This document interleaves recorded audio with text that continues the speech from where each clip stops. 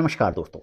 मैं हूं आपका दोस्त, आपका होस्ट आर के, और आप देख रहे हैं आर के ट्रेडिंग। तो दोस्तों, तारीख है 15 जनवरी 2024 और 16 जनवरी 2024 के लिए, यानी कि मंगलवार के लिए, ट्यूसडे के लिए तीन स्टॉक्स के चार्ट एनालिसिस करेंगे। 5 से 6 मिनट का वीडियो आपके सामने में आएगा, जिसमें मैं बिल्कुल टेक्निकल चार्ट के हिसाब से बताऊंगा कि क्यों ये मेरे बाइंग रडार पर है और क्यों ये मेरे सेलिंग रडार पर है। कहाँ पर से इसमें बाइंग बनता है, कहाँ पर से सेलिंग बनता है, ये 3 स्टार सेक्शन में आपके लिए लेकर आता हूँ। पसंद आए ज़रूर कमेंट करिएगा। यहाँ पे जो भी लेवल्स होगा उस पर कोई पर्सनल बाइंग और सेलिंग की सलाह नहीं है। अगर आप उन लेवल्स पर ट्रेड करते हैं तो कृपया अपने फाइनेंशियल एडवाइजर से सलाह मशवरा जरूर कर लें।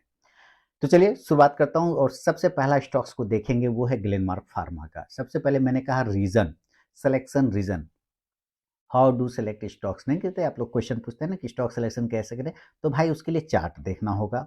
और मैंने वो सारे प्रोसेस आपको समझाएं कि आपको स्टॉक सिलेक्शन कैसे करना है, चार्ट कितने कितने मिनट का देखना चाहिए आपको, ये सारी चीज़ें आप यहाँ पे देखिए। 15 मिनट के टाइम फ्रेम पर अगर आप ध्यान से देखेंगे ग्लेनमार्क फार्मा का, तो ये जो है ना एक रजिस्टेंस एरिया है, पुराना रजिस्टेंस एरिया आप देखिए, है ना। चलिए मैं इसको हटाता हूँ तो पता चलेगा। ये 3 जनवरी से 4 जनवरी के आसपास का एक रजिस्टेंस एरिया है।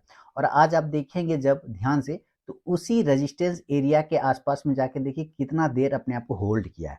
तो यानी ये इसके पास में कुछ चल रहा है इसके दिमाग में, या तो इस रेजिस्टेंस के ऊपर ये निकलने की कोशिश कर सकता है, या तो ये रेजिस्टेंस बहुत स्ट्रांग होगा तो यहाँ से इसको टकरा के इसको वापस फेंक देगा नीचे, तो सेलिंग साइड में हो सकता है। तो मेरा बाइंग के तरफ जब मैं इसको देखूंगा, कब, जब ये इसके ऊपर सस्टेन करेगा तब। तो ग्लेमा फार्मा जब 917 रुपए के ऊपर सस्टेन करेगा तो मैं इसको बाय साइड के लिए देखूंगा, बाय अब 917। स्टॉप लॉस में 910 रुपए का रखूंगा, 910 का। और जो टारगेट होगा इस कंडीशन में 924, 924 रुपए का। और दूसरा टारगेट 931, 931 रुपए का।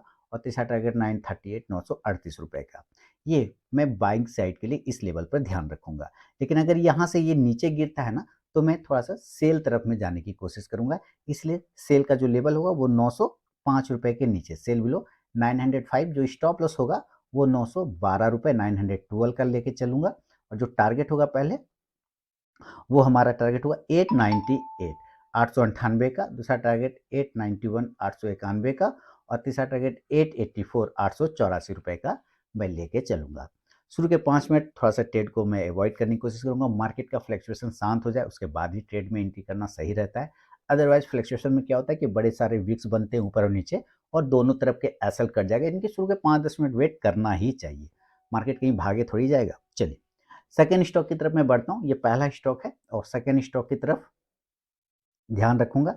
उसका नाम है मिधानी। मिधानी मतलब मिश्र धातु निगम लिमिटेड। देखिए मिश्र धातु निगम लिमिटेड, मिधानी। आप इसका, ये 15 मिनट का चार्ट है। ये इसको कोई फायदा समझाऊंगा तो इसमें नहीं समझ में आएगा। इसको आप डेली के चार्ट पे मैं इसको कन्वर्ट करता हूँ तो सिलेक्शन रीजन बिल्कुल समझ में आ जाएगा। ये डेली के चार्ट पे मिश्र धातु निगम लिमिटेड ने, आप जरा ध्यान से देखिए तो क्या जबरदस्त, ओह, ये है अक्टूबर के आसपास का रेजिस्टेंस एरिया 2022, है ना। और नवंबर, दिसंबर और अब जनवरी। तो एक बार इसने दिसंबर के आसपास में उसको क्लेम करने का कोशिश किया था, सस्टेन नहीं किया, और अब जो है क्लेम कर रहा है जनवरी के शुरुआत में ही उसको क्लेम करने का कोशिश कर रहा है। तो अगर कल इसके ऊपर ट्रेड करने लगा तो एक बाइंग साइड का अपॉर्चुनिटी मेरे लिए बन सकता है। अदरवाइज फिर से अगर हावी हो गया तो सेलिंग साइड में अपॉर्चुनिटी आएगा। तो मैं बाय साइड इसको कब देखूंगा, मिधानी को, मिश्र धातु निगम लिमिटेड को, जब ये 424 रुपए के ऊपर सस्टेन करेगा स्ट्रेन लाइन के ऊपर तब। और स्टॉप लॉस मेरा रहेगा इस कंडीशन में 421, 421 का। और जो टारगेट रहेगा वो 427, 427, दूसरा 430, 430, और तीसरा 434, 433, 433 रुपए का, 433 का। लेकिन अगर ऐसा नहीं हुआ और ये नीचे की तरफ में ब्रेक डाउन हो गया, रेजिस्टेंस ले लिया, तब मैं सेल साइड में देखूंगा। तो इसके लिए सेल का जो लेवल होगा, सेल बिलो, मैं बेचना पसंद करूंगा इसको 418 के नीचे, सेल बिलो 418। और स्टॉप लॉस मैं 421 का लेके चलूंगा। और जो टारगेट होगा पहला वो 415, 415, दूसरा 412, 412, और तीसरा 409, 409 रुपए का। मेरी आदत है, आपको तो पता है कि जैसे ही फर्स्ट टारगेट पर स्टॉक पहुंचता है तो मैं 50 to 70% क्वांटिटी बुक करता हूं। और अगर थोड़ा सी क्वांटिटी तो मैं पूरे बुक कर लेता हूँ, बाकी बड़ी क्वांटिटी अगर भी रहता भी है तो मैं उसका 30% ट्रेल करता रहता हूँ, और अदरवाइज 70% तो मैं पहले ही क्वांटिटी बुक कर लेता हूँ। यही प्रॉफिटेबल ट्रेडर बनने का तरीका है कि फर्स्ट टारगेट जब भी आए तो 50 to 70% क्वांटिटी बुक करना ही करना चाहिए, बाकी का स्टॉप लॉस ट्रेल कर सकते हैं। अब बढ़ूंगा तीसरा और फाइनल स्टॉक की तरफ में, और उसका नाम मैं आपके सामने में लेकर आता हूँ। उसका नाम है बैंकिंग का आईसीआईसीआई बैंक। तो चलिए इसका सिलेक्शन रीजन समझते हैं। अभी आपको डेली पे समझ में नहीं आएगा, मैं इसको 15 मिनट के चार्ट पे करूंगा तब भी समझ में नहीं आएगा, क्योंकि 15 मिनट के चार्ट पे भी ना बड़ा चार्ट है, देखिए बहुत पीछे तक ले जाना पड़ता है, तो छोटा छोटा नजर आएगा, है ना, ये छोटा। इसको आवरली पे शिफ्ट कर देते हैं। तो जैसे ही मैं इसको आवरली पे शिफ्ट करूंगा तो फिर पता चलेगा कि हाँ, ये आवरली पे भी ये स्टॉक एक मल्टीपल रेजिस्टेंस एरिया को टेस्ट कर रहा है, मल्टीपल रेजिस्टेंस एरिया को टेस्ट कर रहा है ना, यानी कि वो उसको ब्रेकआउट नहीं कर पा रहा है, यहाँ से टकराता है, गिर जाता है। इसको ऊपर निकल जाएगा जब, तो ये 4 बार से जो दुश्मन बना हुआ है उसको ये मार देगा। जब ये मार देगा तो ये ऊपर की तरफ भाग जाएगा, तोड़ देगा तब, है ना। तो यहाँ पे अपॉर्चुनिटी कहाँ बनेगा, जब इसके ऊपर सस्टेन करेगा तब। तो 1012 वो प्राइस आता है जिसके ऊपर मैं बाइंग के लिए देखूंगा, बाय अबव 1012, और स्टॉप लॉस मैं इस कंडीशन में 1005 का 1005 का लगाऊंगा। और जो टारगेट होगा पहला वो 1019 1019, दूसरा टारगेट 1026 1026, और तीसरा 1033 1033 रुपए का मेरा रहेगा बाय साइड में।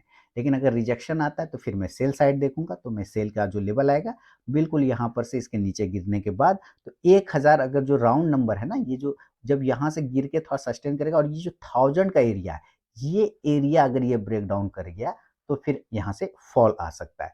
तो मैं 1000 के नीचे बेचना पसंद करूंगा, सेल बिलो 1000, स्टॉप लॉस 1007, 1007 के नीचे 1007 के ऊपर मेरा स्टॉप लॉस रहेगा। और जो टारगेट होगा मेरा 993 पहला, 993 रुपए का, दूसरा टारगेट हो जाएगा 986 986 रुपए का, तीसरा 979 979 रुपए का। ये तीसरा और फाइनल टारगेट हो जाएगा मेरा सेल साइड में आईसीआईसीआई बैंक में। तो दोस्तों ये तीनों ही स्टॉक के सिलेक्शन का रीजन मैंने आपको बताया, क्यों मैंने सेलेक्ट किया है, किस तरह से चार्ट को मैंने देखा, वहां पर क्या सपोर्ट देखा, क्या रेजिस्टेंस देखा। अगर आपको पसंद आया तो जरूर कमेंट करें, और अगर आप इन लेवल्स पर ट्रेड करते हैं तो कृपया अपने फाइनेंशियल एडवाइजर से सलाह मशवरा जरूर कर लें। अब मिलूंगा नेक्स्ट वीडियो में, तब तक के लिए बहुत बहुत धन्यवाद।